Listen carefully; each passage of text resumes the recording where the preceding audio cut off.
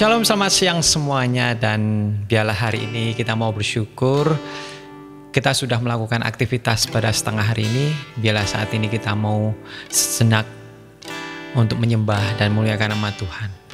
Biarlah kasih setia Tuhan tetap ada di setiap kehidupan kita. Biarlah kasih karunia tetap ada di dalam kehidupan kita. Terima kasih Yesus, terima kasih Allahku yang hidup. Kami bersyukur buat siang hari ini Tuhan. Segala kejadianku, Engkau telah menjagai kami, Engkau telah melindungi kami. Biarlah sebentar kami mau menyembah-Mu Tuhan dalam roh dan kebenaran. Biarlah roh-Mu saat ini ada di antara kami. Terima kasih Yesus, terima kasih Roh Kudus.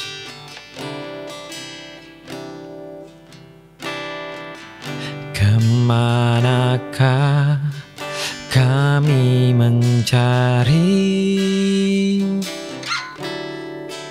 kasih sejati? Kemanakah kami berseru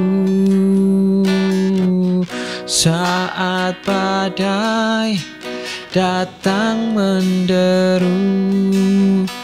Yang kami tahu hanya Kau yang mampu pulihkan segala sesuatu. Katakan, kemanakah kami mencari? Kemanakah kami mencari kasih sejati? Kemanakah kami berseru saat badai datang menderu? Yang kami tahu hanya Kau yang mampu pulihkan segala sesuatu. Kami perlukan keajaiban-Mu, kami butuhkan sentuhan tangan-Mu. Kami tak dapat jalan sendiri, kami perlu Kau Tuhan. Kami perlukan keajaiban-Mu. Kami butuhkan sentuhan tangan-Mu. Kami tak dapat jalan sendiri, kami perlu Kau Tuhan. Kami perlu Kau Tuhan. Kami perlu Kau Tuhan. Kami perlu Kau Tuhan di setiap kehidupan kami. Hanya Kau tempat jawaban kami Tuhan. Hanya Kau yang kami cari saat kami dalam pergumulan. Kuasa-Mu Yesus, penyertaan-Mu Tuhan yang sempurna di dalam kehidupan kami. Kami bersyukur Bapa, kami memang perlu Engkau Tuhan di dalam kehidupan kami. Di dalam setiap apapun yang kami lakukan, di setiap apapun yang kami akan kerjakan. Jikalau tanpa Engkau dalam kehidupan kami tidak bisa Tuhan. Kami butuh Engkau di segala aspek kehidupan kami. Dan maka dari itu Tuhan, biarlah kami tetap terus mendekat kepada Engkau, menempel terus kepada Engkau.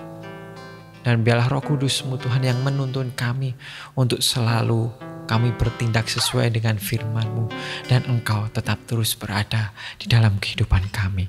Terima kasih Bapa, biarlah firman-Mu pada siang hari ini menjadi kekuatan bagi kami, kami menjadi lebih mengerti lagi akan kebenaran firman-Mu. Terima kasih Bapa, kami bersyukur buat semuanya. Hanya dalam nama Yesus kami berdoa mengucap syukur. Amin. Shalom saudaraku, selamat siang semuanya, dan biarlah kita bersyukur atas apa yang Tuhan telah berikan kepada kita sampai hari ini, sampai detik ini. Setengah hari mungkin saudara-saudara sudah melakukan pekerjaan, melakukan aktivitas. Itu karena pertolongan Tuhan, karena penyertaan Tuhan di dalam kehidupan saudara-saudara. Mungkin tidak semuanya ataupun tidak sesuai dengan berjalan dengan lancar. Apapun yang mungkin sudah direncanakan oleh saudara-saudaraku pada siang hari ini, tetapi biarlah itu menjadi pelajaran dan kita tetap berjuang selama kita masih di dalam dunia ini.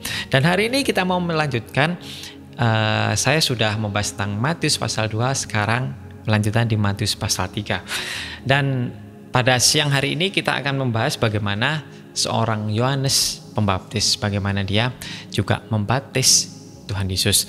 Nah, pada waktu itu Yohanes Pembaptis keluar dari pertapaannya, keluar dari mungkin dia bergumul atau belajar tentang Taurat, tentang firman Tuhan oleh ayahnya, karena ayahnya juga seorang imam, yaitu Imam Zakaria, di mana dia memang memberikan Yohanes ini kepada Allah, karena Zakaria sudah bernasar bahwa saat aku memiliki anak, dan pada waktu itu sebelum terjadi tersebut, Zakaria ini dan istrinya belum dikaruniai anak sudah lama. Maka dari itu Zakaria bernasar, jikalau aku mempunyai anak, aku akan memberikannya kepada Allah.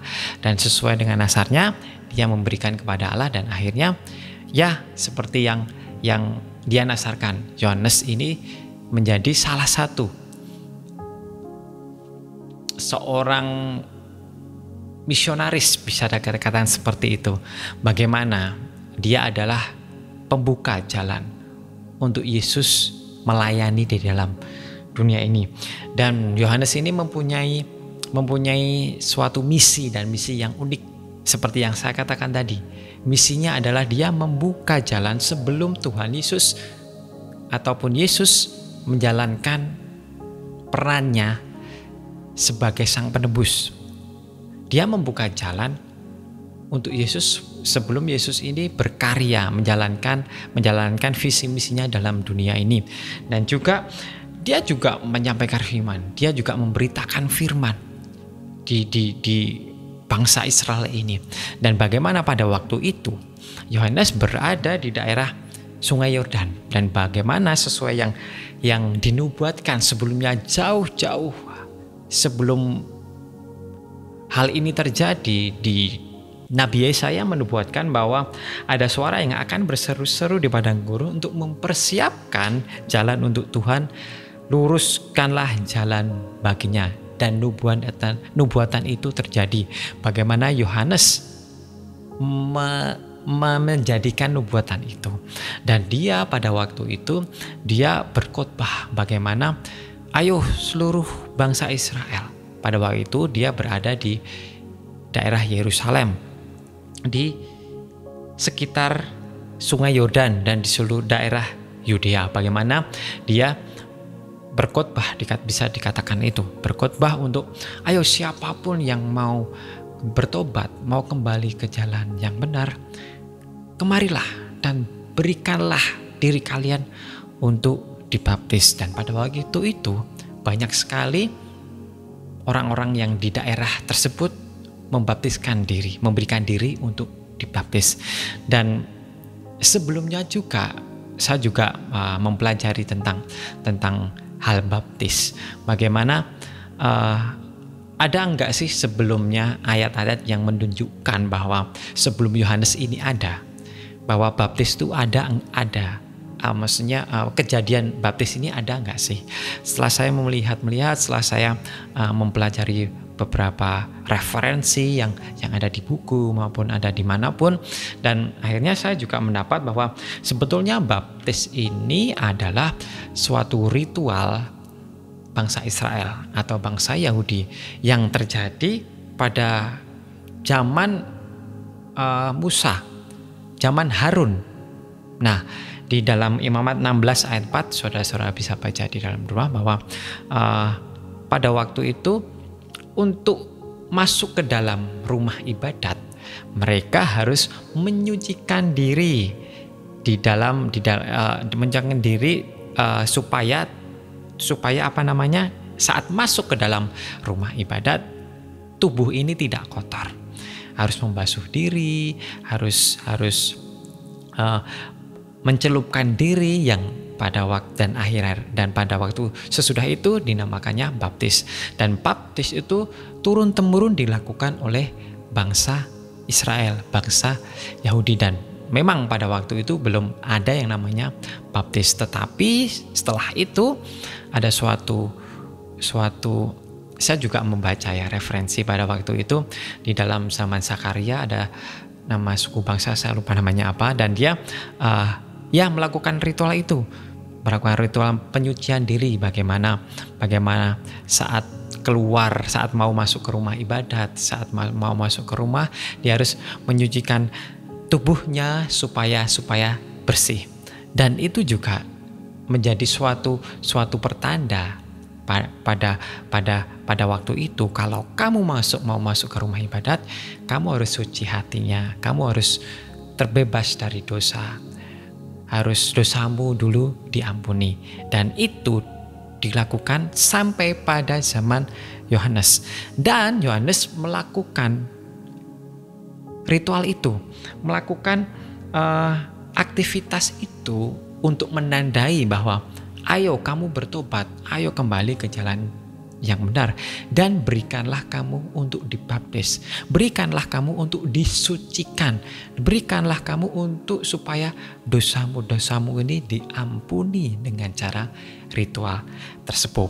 Nah, pada waktu itu bukan hanya, kembali lagi ke dalam firman, pada waktu itu bukan hanya bangsa Yerusalem, bukan hanya daerah yang di sekitar Yudea, tetapi pada waktu itu Farisi, golongan Farisi dan Saduki juga ingin memberikan diri untuk dibaptis. Pada ayat yang ke-7 dikatakan, tetapi waktu itu ia melihat banyak orang Farisi dan orang Saduki datang untuk dibaptis. Berkatalah ia kepada mereka, hai kamu keturunan ular beludak, siapakah yang mengatakan kepada kamu bahwa kamu dapat melarikan diri dari murka yang datang? Jadi hasilkanlah buah yang sesuai dengan pertobatan. Yohanes tidak percaya kepada orang Farisi dan Saduki bahwa dia akan memberikan diri untuk dibaptis. Karena apa? Ya, Yohanes sudah melihat latar belakang bagaimana orang Farisi yang hanya mementingkan adat istiadat, orang Saduki yang hanya mementingkan pemerintahan saja golongan tersebut, dan bagaimana mereka golongan ini adalah orang bisa dekat tipu-tipu, orang yang tipu-tipu, bagaimana di luarnya baik tetapi di dalam hatinya busuk. Yohanes saja bilang, hai kamu keturunan ular beludak. Wow. Dan apa yang dihasilkan oleh orang Farisi dan Saduki ini tidak mendatangkan pertobatan sesuai yang dikatakan oleh Yohanes ini. Dan bagaimana itu?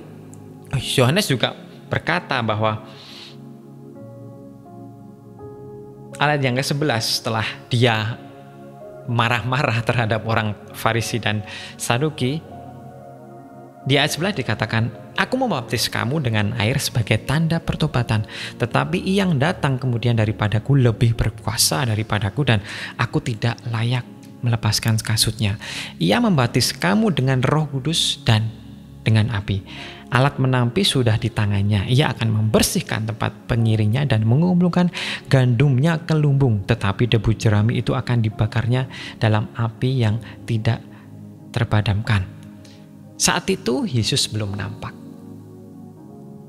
Dia berbicara tentang bagaimana akhir zaman, bagaimana seorang yang akan berkuasa membaptis kamu, menebus dosa kamu, itu akan datang dan akan menyeleksi kamu, akan menimbang dosa kamu, dan akan menghakimi kamu.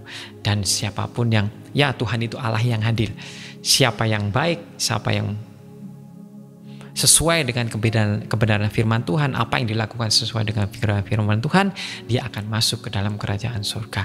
Tetapi yang tidak melakukan firman-Nya dan tidak menghasilkan buah pertobatan yang baik, dia akan masuk ke dalam neraka. Dan sesudah itu datanglah Yesus ke Galilea. Nah, pada waktu itu datanglah Yesus. Tetapi Yesus memberi diri untuk dibaptis. Yohanes menolak. Yohanes memprotes, "Tuhan, aku tidak layak untuk membaptis kamu. Aku tidak layak karena engkau adalah Mesias, engkau adalah Yesus." Orang yang pertama kali mengenali Yesus adalah Juru Selamat, adalah Mesias, hanyalah Yohanes Pembaptis. Tidak ada seorang pun yang tahu pertama kali loh ya, yang tahu bahwa Yesus ini adalah Mesias, adalah Juru Selamat bangsa Israel. Tidak yang tahu, tapi akhirnya pada waktu dia mau dibaptis, terungkaplah semuanya itu. Dan pada waktu itu Tuhan Yesus menjawab saat Yohanes protes kepada Tuhan Yesus. Di ayat 15, lalu Yesus menjawab katanya, "Biarlah hal itu terjadi, karena demikianlah sepatutnya kita menggenapkan seluruh kehendak Allah." Dan Yohanes pun menurutinya. Sesuai yang dinubuatkan, sesuai yang dinubuatkan oleh nabi-nabi terdahulu, bahwa akan ada seorang anak Allah yang memang seharusnya dibaptis. Dan akhirnya sesuai dengan kehendak Allah, jikalau sudah mengatakan begitu, Yohanes tidak bisa menolaknya, dan akhirnya Yohanes menuruti apa yang dikatakan Yesus. Dan apa yang terjadi? Dan sebagaimana kita tahu, saat Tuhan Yesus dibaptis, saat dia keluar dari sungai, dari air, pada waktu itu ayat yang ke-16 kita baca saja, 16-17, sesudah dibaptis, Yesus segera keluar dari air, dan pada waktu itu langit terbuka. Langsung langit terbuka, dan ia melihat Roh Allah seperti burung merpati turun ke atasnya. Lalu terdengarlah suara dari surga yang mengatakan, "Inilah anakku yang kukasihi, kepadanyalah aku berkenan." Amin. Langit terbuka, Roh Kudus turun seperti burung merpati, dan ada suara Allah dari surga. Semua orang, saya juga tidak tahu nih, saya bertanya-tanya bahwa apakah semuanya orang bisa melihatnya ataupun hanya Yohanes saja. Tetapi kita tahu bahwa dialah Mesias. Saat itu yang dinanti-nantikan oleh bangsa Israel, yang dinanti-nantikan oleh bangsa Yahudi. Nah, di Matius pasal 3 ini kita bisa belajar bahwa kita mau tetap terus setia mengikuti Tuhan Yesus. Kita mau memberikan diri kita kepada Tuhan Yesus. Sebelum Tuhan Yesus terangkat ke surga, nanti kita bahas di ayat yang terakhir di Matius pasal yang terakhir, dikatakan bahwa juga Tuhan Yesus, "Baptislah mereka dalam namaku."